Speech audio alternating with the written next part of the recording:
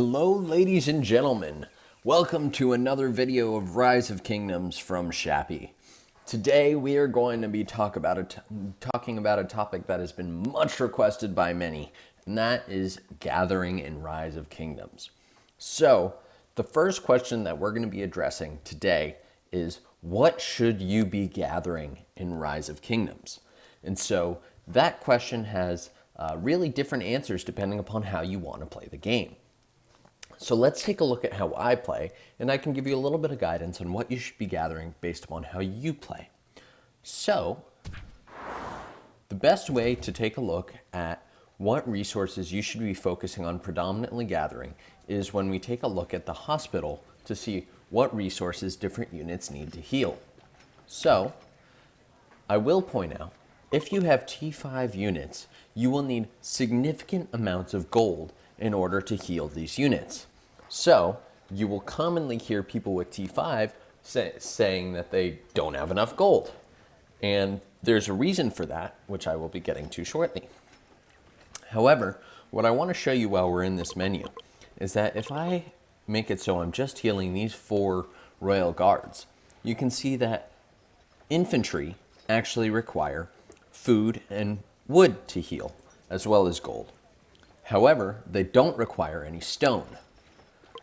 Now, if we were to show you what cavalry require to heal, they require food and stone, whereas archers require wood and stone. There is a difference between T5 troops and T4 in terms of the resource requirements. As you can see, 10 T4 requires significantly less resources than 4 T5.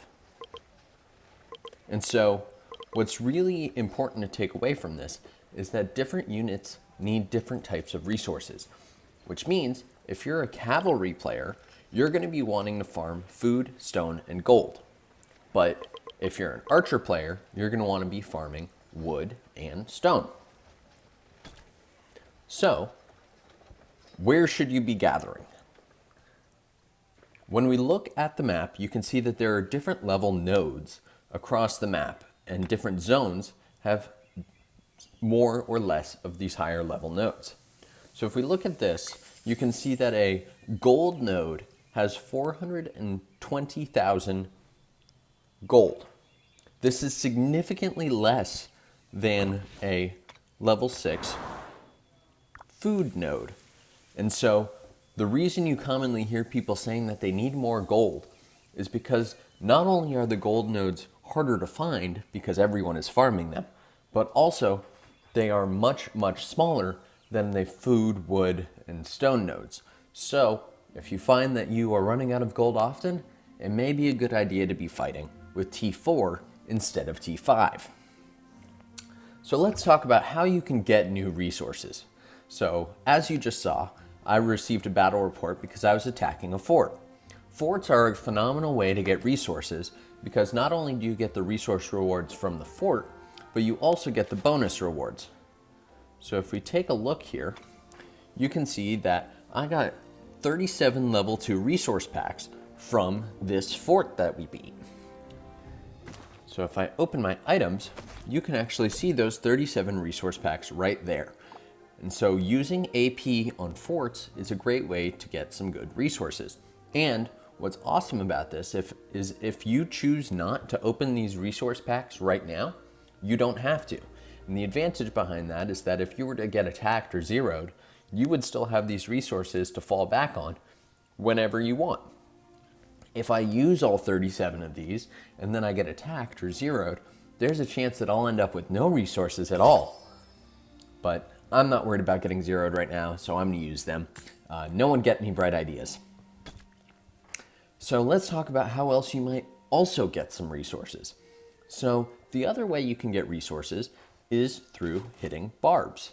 So if we take a look at one of my favorite reports here, you can see that I attacked some barbarians, and as a kill reward, I got 50,000 wood. And if you look, you can actually see that there's a potential reward here from barbarians of different resource types. So there's food, there's wood, you can also get stone and gold. And so it varies depending upon your luck. It's completely random. And so you can get resources from killing barbs. And so that's a very, very common way for people to get resources and use their AP, which you should always be using. This green bar up here indicates how much AP you have. These are action points. And so you want to use all 1,600 action points when it's full, because that way you're maximizing your resources that you can bring into your account. So last but not least, you can mine the different resource nodes on the map.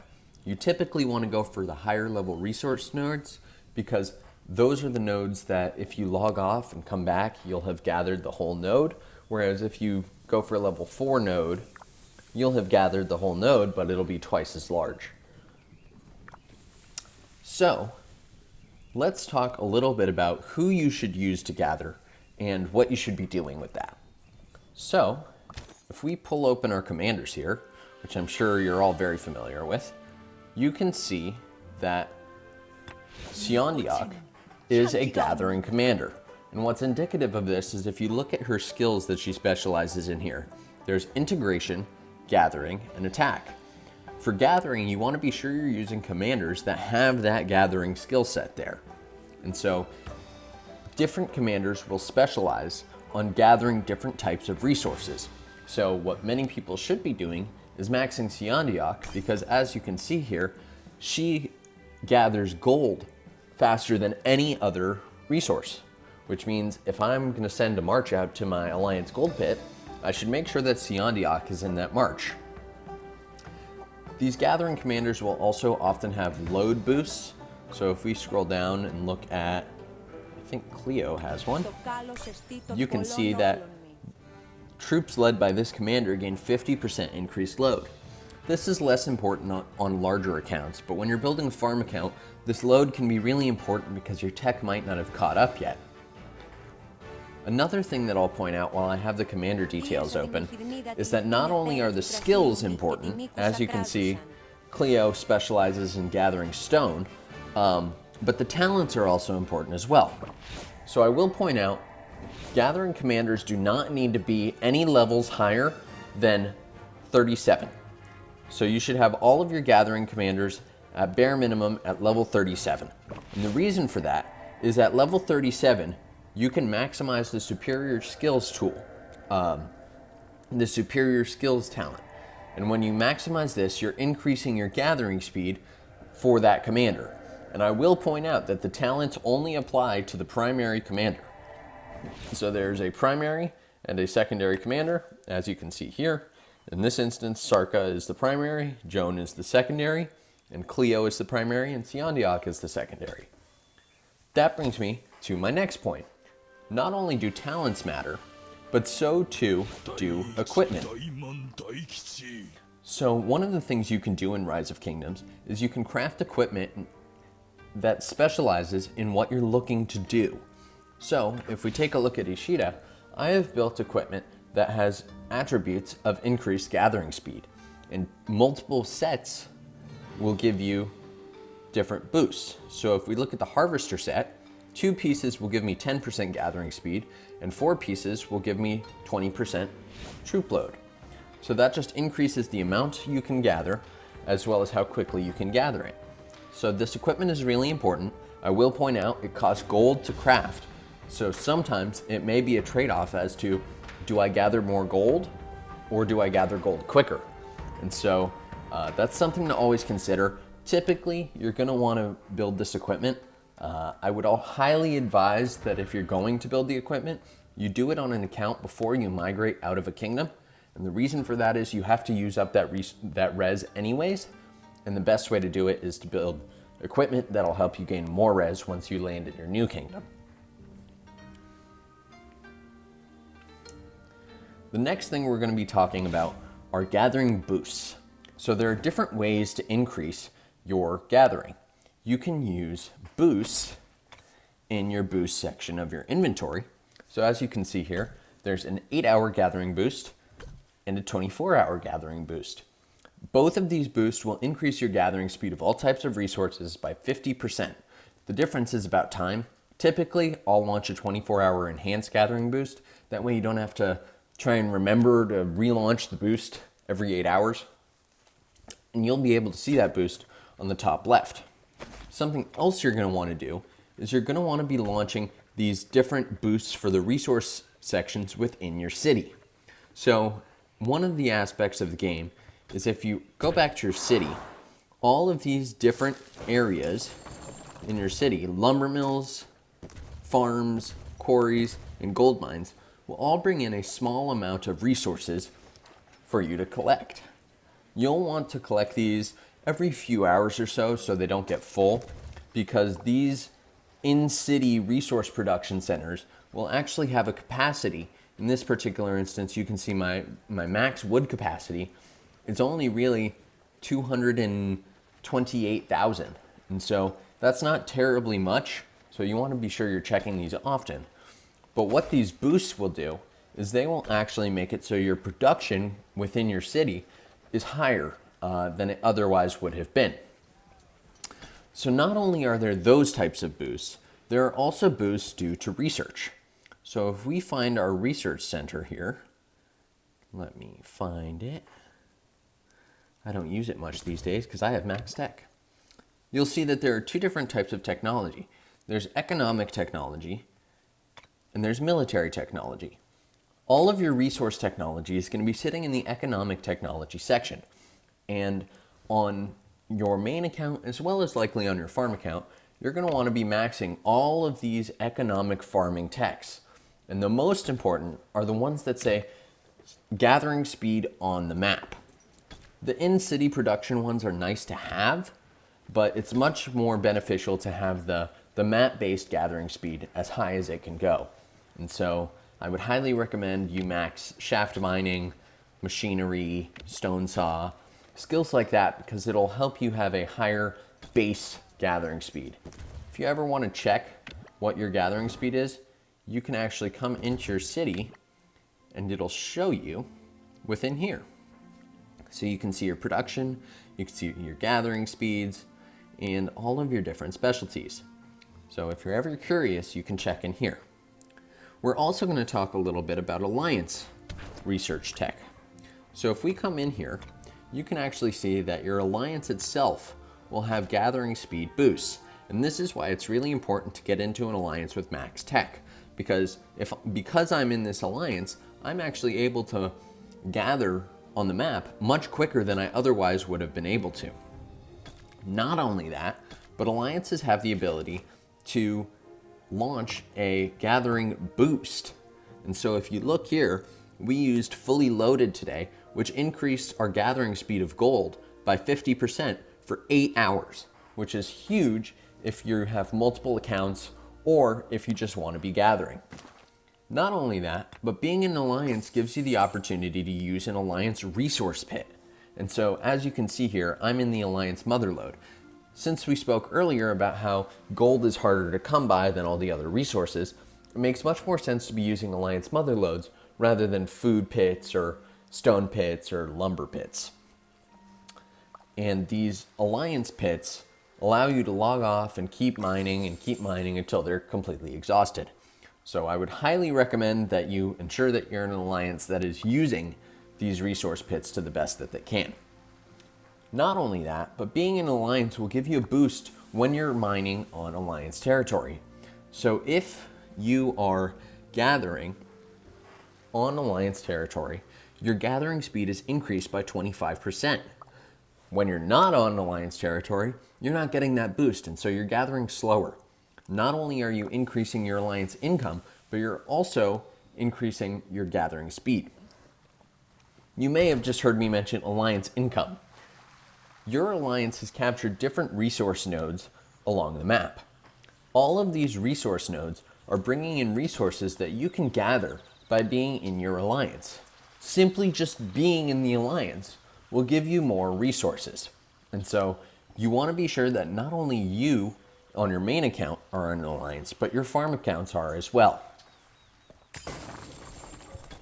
Get your nice little cash out sound. Last but not least, you are able to use kingdom-based alliance gathering buffs. So let me pull this up. in your kingdom, there is a skill that can be launched occasionally, whenever they choose, called Favorable Weather. This will increase resource production by 20% for 8 hours in your city. And so, if your kingdom is actively using buffs and you're not in KVK, it may make sense to use these resource buffs. Additionally, you can see these markers all around the Lost Temple. There is something called runes that you can grab, which will allow you to get the particular boost that is associated. As you can see today, there was a gold gathering speed boost of 15% and a food gathering speed boost of 10%. You can find these at holy structures around the entire kingdom, so be sure to check before you send out your gatherers.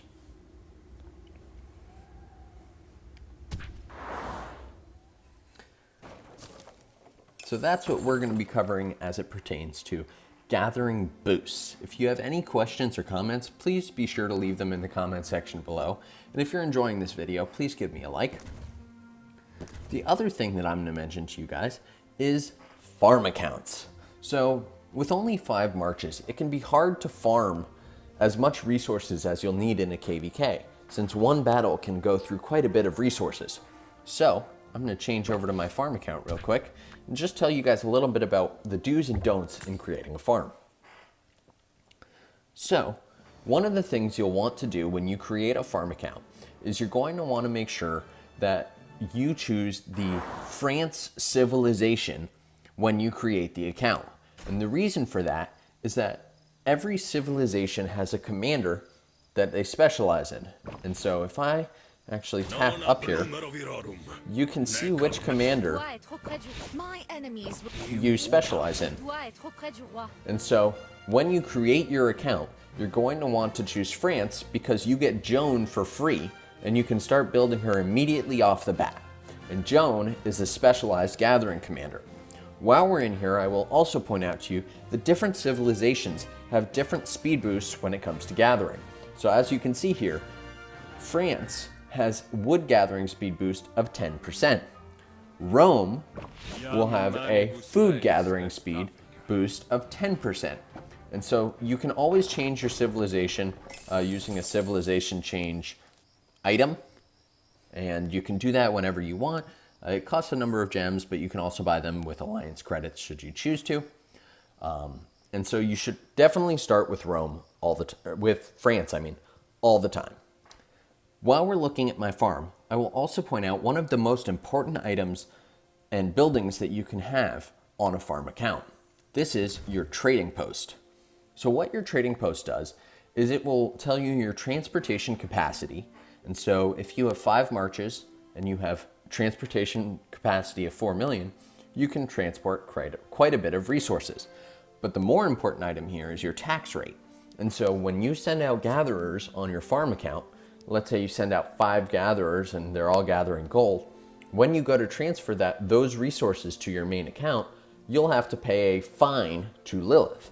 And so the tax rate will get lower as your level of trading post gets higher. So you want to be sure that you're leveling up your trading post as much as you can. So what's the deal with farms? You're going to want to get your farm to at least level 22 so that you have unlocked your 5th dispatch queue. This allows you to bring in more resources and it allows you to field more marches.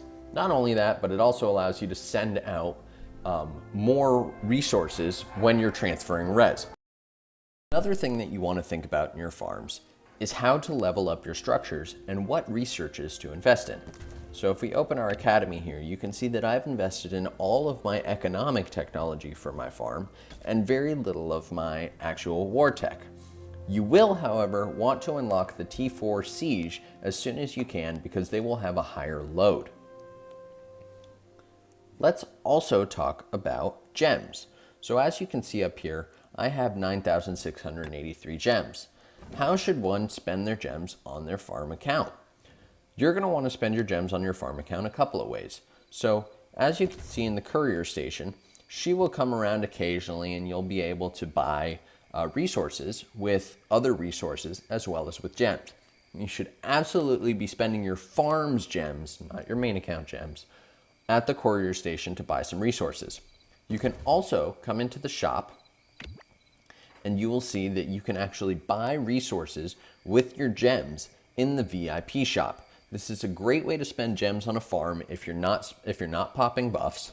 And this way you can bring in more resources to your main account without having to spend any of your own gems. Last but not least, we're going to talk a little bit about boxed resources and the do's and don'ts. On your farm accounts, you can pop as much of this box resources as you want, so long as you know you're transferring it to your main account. You, however, should not be popping this boxed resources unless you know you're going to be transferring it, because as I mentioned earlier, you run the risk of getting zeroed and someone taking all of your resources. That would be bad.